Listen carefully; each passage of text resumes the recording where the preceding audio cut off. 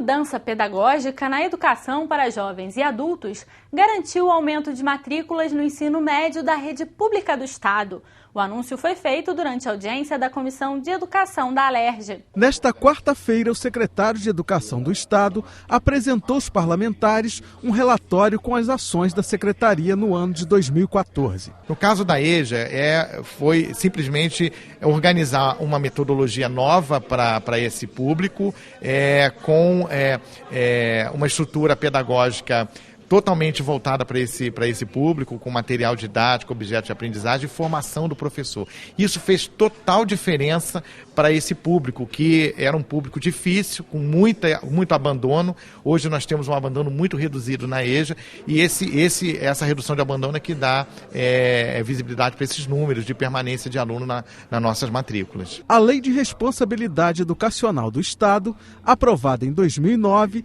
determina que esse relatório seja apresentado anualmente. Os dados da secretaria também mostram que em 2014 o número de alunos aprovados no ensino médio teve uma redução de 2%, mas que em contrapartida menos estudantes abandonaram a escola sem concluir o ano letivo. Outro dado divulgado mostra que em 2003, a cada 10 alunos, 6 tinham pelo menos 3 anos de atraso de série escolar, mas que em 2014 esse número caiu para 38%. O secretário também disse que os professores do Estado tiveram um aumento real de 45% nos rendimentos, número que é contestado pela coordenadora do Sindicato dos Profissionais da Educação. É um absurdo dizer que a rede teve 45% de reajuste, de ganho. Por quê? O governo coloca como reajuste uma incorporação de gratificação, que nós conseguimos em 2011, incorporação da gratificação do Nova Escola, que era uma luta nossa para incorporar, para garantir que os aposentados recebam. Mas isso não pode ser chamado de reajuste salarial. Para o deputado Conte Bittencourt, o relatório trouxe avanços, mas ainda há muitos desafios a serem vencidos. Temos que avançar muito ainda, mas a reunião é sempre positiva, porque ela demonstra que a gente está com uma outra prática nessa questão do exercício da política de educação no Rio de Janeiro. Eu saio sempre com algum grau de satisfação. Isso não quer dizer que eu esteja plenamente satisfeito com o quadro da educação pública do Rio de Janeiro, hipótese alguma. Mas se eu olhar... Acha que os números apresentaram avanço? Eu não tenho dúvidas. A Comissão de Trabalho vai apoiar o pedido de representantes de casas lotéricas para a prorrogação dos contratos de concessão dos pontos. Uma lei federal de 2013 garante que os atuais donos das lotéricas possam renovar as concessões com a Caixa Econômica Federal por mais 20 anos, após o fim dos contratos. A gente julga que a lei já é o suficiente para fazer valer a renovatória de todos os contratos dos permissionários existentes. Porém, a Caixa Econômica não entende dessa forma e alega que está seguindo ordem do TCU. Por outro lado, o Tribunal de Contas da União tem um acórdão anterior à lei que determina licitar os pontos lotéricos ao final dos atuais contratos, o que não agrada aos comerciantes. E a gente entende que o TCU está ali simplesmente para dizer o que está certo e o que está errado. Não tem o poder para tal. Os parlamentares da Comissão de Trabalho vão apoiar os representantes para garantir que a lei federal seja cumprida. A licitação há de ser feita depois de cumpridos os contratos, respeitando cada um as datas de realização dos contratos e não, num ato de força, causar essa agonia toda. A ideia proposta pelos parlamentares do Rio é que a bancada federal seja mobilizada e a lei seja cumprida pela Caixa. Essa audiência pública tem o objetivo de, primeiro, em homenagem aos postos de trabalho, mas de fortalecer uma luta que está sendo travada também no Congresso Nacional. Dia 3 tem uma audiência pública lá, no sentido de fazer com que os contratos sejam respeitados. É a questão da segurança jurídica, é o cumprimento da Constituição. Além da preocupação de perderem o direito ao trabalho, a consequência pode ser o desemprego de 50 mil pessoas em todo o país. O prejuízo na prestação de serviço, como pagamento de contas e aposentadorias, pode ser grande. O deputado Paulo Ramos lamentou a ausência de representantes da Caixa Econômica no plenário da Assembleia. Porque demonstra, assim, uma dificuldade de explicar o porquê. Porque o superintendente da Caixa aqui, que representa a Caixa Econômica, poderia mandar alguém para dizer a razão. Quer dizer, por que a Caixa Econômica está tomando essa iniciativa? Está cumprindo uma determinação do Tribunal de Contas, é isto? O Tribunal de Contas é um órgão que tem a autonomia para determinar isto? A ausência significa a fragilidade, significa o receio, significa não ter sustentação para aquilo que está fazendo. Um relatório apresentado na Alerj pela Anistia Internacional aponta que a Polícia Militar do Rio estaria matando de forma desnecessária e excessiva.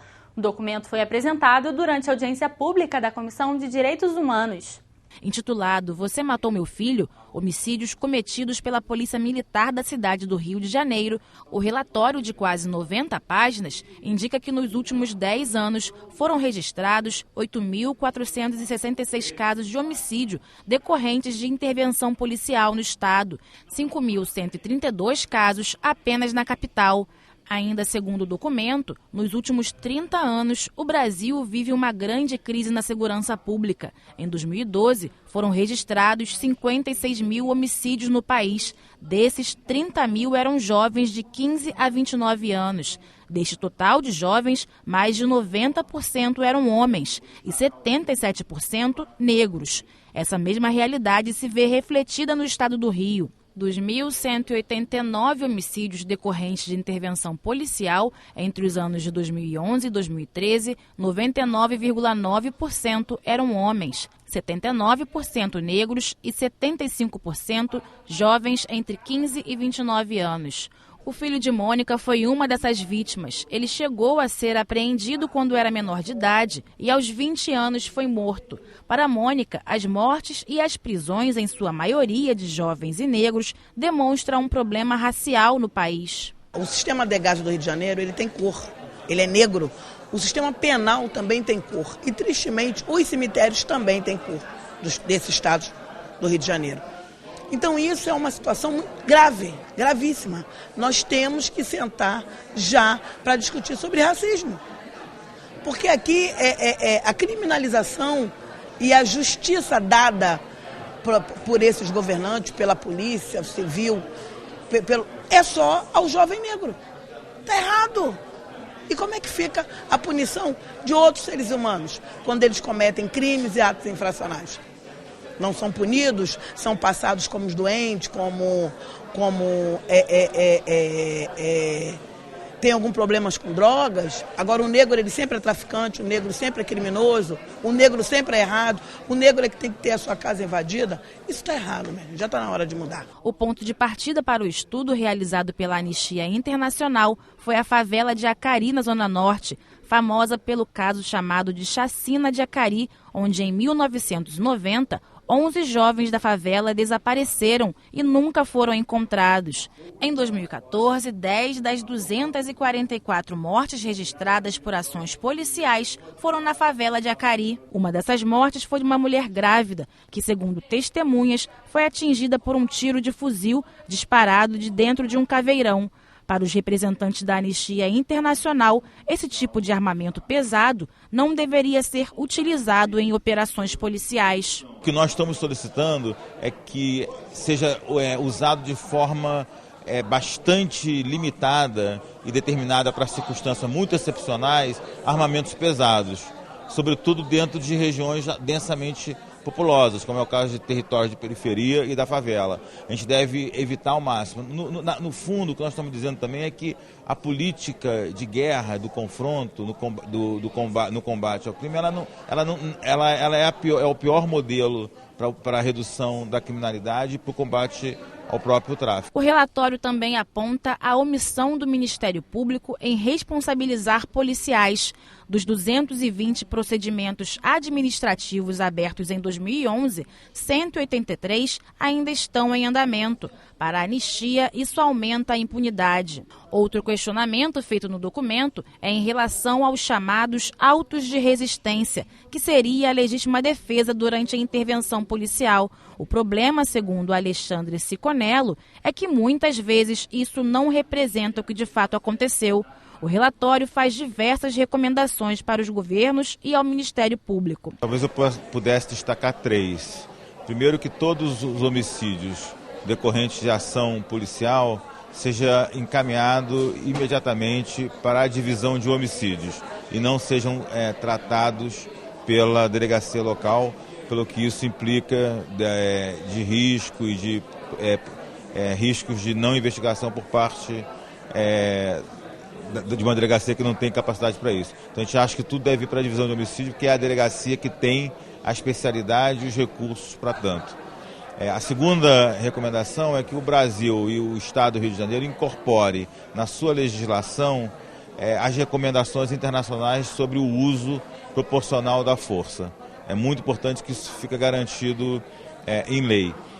A terceira recomendação importante é que o Ministério Público forme imediatamente uma força-tarefa para investigar os casos de homicídio decorrente de ação policial que ainda estão pendentes e que seja mais proativo no exercício daquela função constitucional de controle externo da polícia, que é atribuição exclusiva do Ministério Público. Para o chefe de gabinete do Comando Geral da Polícia Militar, por trás dos dados apresentados pela Anistia Internacional está a falta de uma política pública de segurança. Nós temos, quando muito, ações, programas bem intencionados, mas política com P maiúsculo nós não temos. Basta abrir a Constituição, essa que está aí, que é a primeira a ter um capítulo sobre segurança pública. A primeira. Até hoje, o artigo não foi regulamentado. 26 anos de Constituição e até hoje não foi regulamentado.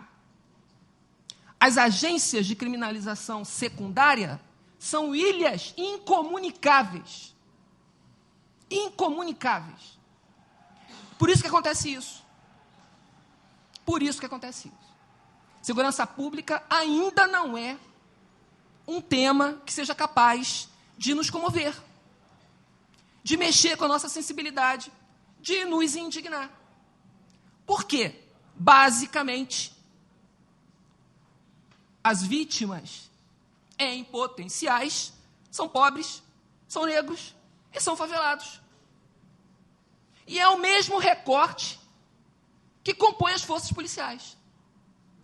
Nós também somos, a esmagadora maioria, negros, pobres e moradores da periferia. O presidente da comissão, deputado Marcelo Freixo, falou sobre as ações que pretende realizar a partir do relatório apresentado. Tem algumas medidas que o parlamento pode assumir. Uma delas é marcar uma reunião com o procurador-geral, que é o Marfan Vieira, para que uma força-tarefa do Ministério Público seja feita. O Ministério Público é o fiscalizador da polícia no que diz respeito aos autos de resistência. Isso tem acordo, inclusive, da fala do promotor aqui presente nessa audiência. No que diz respeito à Polícia Civil, um cronograma para saber em que momento a delegacia de homicídios tem estrutura suficiente para assumir os casos de investigação dos chamados autos de resistência. Assim como a própria Polícia Civil, Polícia Militar, num protocolo de ação do controle do uso da força. Então são muitas as medidas que cabe à Assembleia Legislativa ser esse mediador. E para dentro da Assembleia Legislativa transformar em lei algumas demandas necessárias para reduzir a violência do Estado.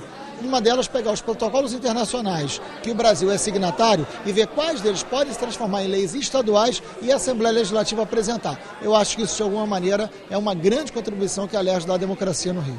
A Comissão de Direitos Humanos tem uma subcomissão do direito à verdade nos tempos da democracia. É um complemento ao trabalho da Comissão da Verdade nos tempos da ditadura, que tem, na verdade, o desdobramento das consequências da ditadura nos tempos da democracia. O Estado continua cometendo crimes, o Estado continua agindo ainda com os resquícios da ditadura. Isso precisa ser investigado, precisa ser apurado, precisa ser levantado. Então cabe ao Poder Legislativo, que é um órgão fiscalizador, ter dentro da Comissão de Direitos Humanos uma subcomissão da verdade para esses tempos mais atuais da democracia.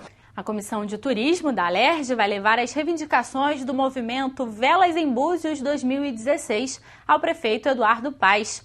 O grupo quer transferir as competições de vela dos Jogos Olímpicos para a cidade de Búzios, na região dos Lagos. O deslocamento dos Jogos Náuticos para o interior não é uma novidade. Nas Olimpíadas de Londres, eles aconteceram a 176 quilômetros da cidade-sede e em Pequim, a 675 quilômetros. A alegação para o deslocamento é que a Baía de Guanabara não oferece as condições necessárias para a competição. Uma quantidade de lixo flutuante que diminuiu bastante, mas ainda tem lixo flutuante, e a qualidade da água, que feito levantamentos por laboratórios especializados, viu que a qualidade da água é muito ruim, com vírus, bactérias, muito poluída a água ainda da Baía de Guanabara. O argumento para transferir os jogos para Búzios é o de que a cidade atende a todas as exigências do Comitê Olímpico. Tem raia de competição, que está entre as 3 melhores do mundo, águas limpas, vento propício para a prática do esporte, infraestrutura para acomodação dos atletas e turistas e que a realização do evento olímpico na cidade vai injetar cerca de 60 bilhões de reais na economia da região. Mas o representante da Secretaria Estadual de Turismo disse que a secretaria pretende manter o cronograma original dos Jogos de 2016. A gente vai levar essas demandas para a Secretaria e hoje a ideia é manter o cronograma do governo do Estado. Por quê? Por causa da parte técnica, que aí é a Secretaria de Estado, de Esporte, que mantém para a gente. A gente está sendo só balizando o evento que vai acontecer. Já o deputado Sadi Noel acredita que é possível convencer as autoridades. A gente vai buscar junto aos representantes de Vela em Búzios todos os ofícios que eles mandaram para as confederações internacionais aí, para tentar, junto ao prefeito da cidade do Rio de Janeiro, o Eduardo Paes, buscar um encaminhamento e buscar aí algo convergente para que a gente possa solucionar. Se não tem como a gente fazer na Baía de Guanabara, vamos levar para Búzios, vamos interiorizar o turismo desse estado via esporte, porque as condições que a gente viu no evento teste aí, com cancelamento de regata, tendo que parar aeroporto, tendo que parar a navegação aqui comercial da Baía de Guanabara para a realização das provas, você influencia economicamente